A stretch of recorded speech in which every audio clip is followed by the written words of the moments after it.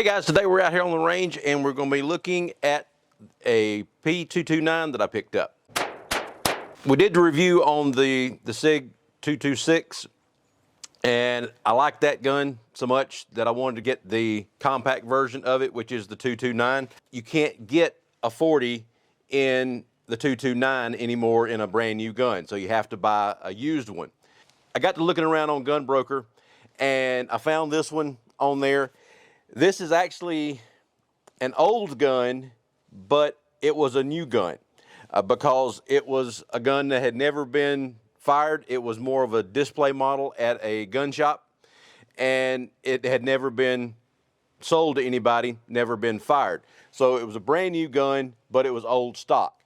Always make sure you know what the cost of something should be before you get onto the site and start just bidding randomly about something, and you like the gun so much that you want to go ahead and get it and you pay more than the thing's actually worth. I paid less than what I would have paid for a new one in 9mm at my dealer cost. I was able to pick this one up. With it being a new gun, it was a really good deal, and especially considering the fact it was the gun. It had 3 magazines with it, another set of grips if you wanted to switch out the grips that was on the gun, and then the other parts that you would need to go back to the other type of grips instead of the one-piece grip like's on here now. It's the stainless slide with the black grip module on it, and it is the just like the 226. It's a metal frame rather than the polymer frame like on the new 320s and a lot of the other guns that SIG has come out with since the 229 series did. The gun has night sights on it. It's a double action, single action rather than the double action Kellerman. So it does still have the hammer spur on the back of it, so you can fire it single action or double action. When I got it, I was really pleased with it. I like the look of the gun with a two-tone finish. Makes a really nice looking gun.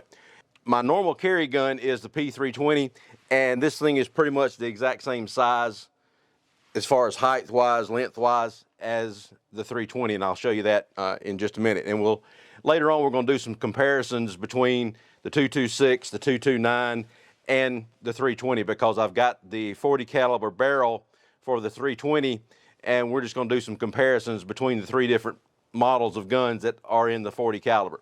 So we'll look forward to some further tests down the road comparing those 2 guns.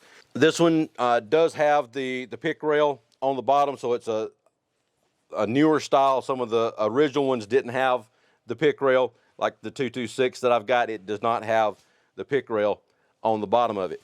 It came with 3 12-round magazines, so it's got 10 loaded in this one.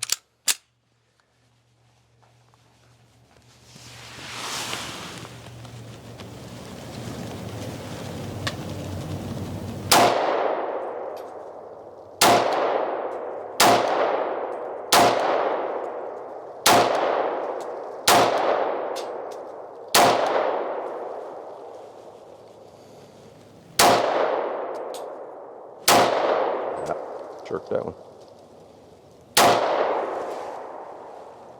Okay. Doesn't look too bad down there. So with it being 40 caliber, it's got a little more recoil, of course, than a 9mm does, but with the metal frame and the steel slide, it helps reduce the felt recoil on it. And this thing is only about a ½ inch or so shorter than the 226 is anyway. But it's still a comfortable gun to shoot in the 40 caliber. The 40 is not too strong of a round for this size gun. Very comfortable to shoot.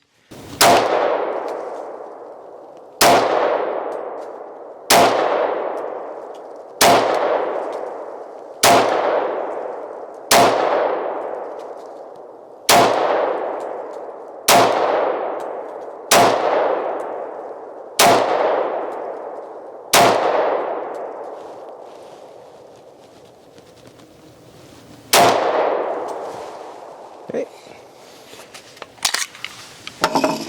One more loaded up.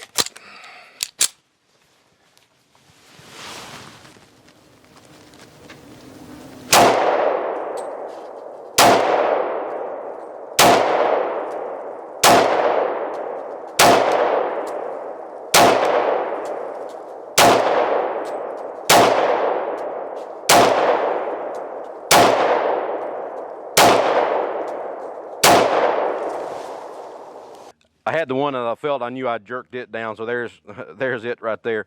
But everything else pretty well right there in the center. Had one little flyer down to the bottom and a couple I was shot a little high with. A bunch of them just a little bit low left. The gun shoots really nice and really consistent as long as you do your job on the trigger. This is what they consider a compact version. 226 is maybe a 1/4 inch longer. I still got a full solid grip on the gun. When you're shooting in single action, this thing is just a very small movement to the back, and then the reset on it, very short reset. So it's a very nice trigger in the gun.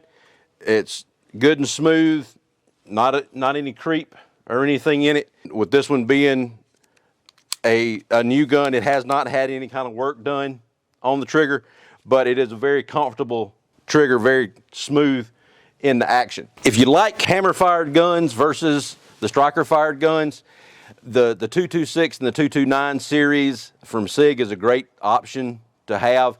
I like the 229 series, and I'll show you what I mean about as far as the size of the gun. This is my 320. So it's clear. This one's clear.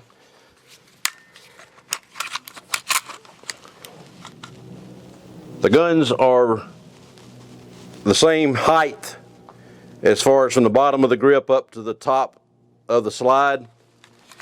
And then the slide length is the same. So the size of the 320 compact, this is the 320 compact, and the 229 is virtually the same size gun. The 320 is a little bit lighter because it does have the polymer frame versus the metal frame on this one, but it's size-wise, they're the same. And the extra weight of the 229 versus the 320, it's really not that, doesn't feel that significant. We'll have to put it on a scale when we do the comparison between the guns to see how much difference there is. If you're looking for a good double action, single action, semi-auto, and you like SIG, the 229 is a great way to go. If you like the heavier calibers rather than the 9, you're gonna have to find it in a used gun rather than a new one. But if you pay attention to the auctions or check your local gun stores to try to keep an eye out for one of these, you may find some good ones out there. There's always police trade-ins. They may have more holster wear on them than one like this does.